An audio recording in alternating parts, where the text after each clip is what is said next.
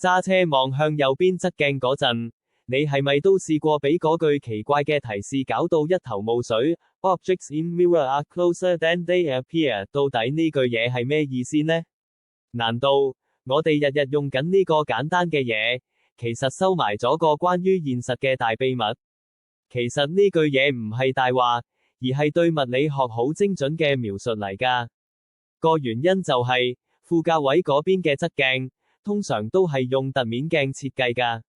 凸面鏡可以提供更廣闊嘅視野，減少盲點，提升行車安全。但代價係，佢會令影出嚟嘅影像變細，搞到我哋會錯覺物件離我哋好遠咁。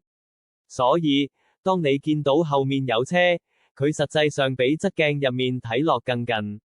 明白呢個原理，對新手司機尤其重要，可以避免你判斷錯距離，做錯決定。一個睇落唔起眼嘅警告，其實就係日常生活物理學同埋安全工程嘅完美結合。下次揸車嗰陣，記得呢個小知識，佢可能喺關鍵時刻救你一命㗎。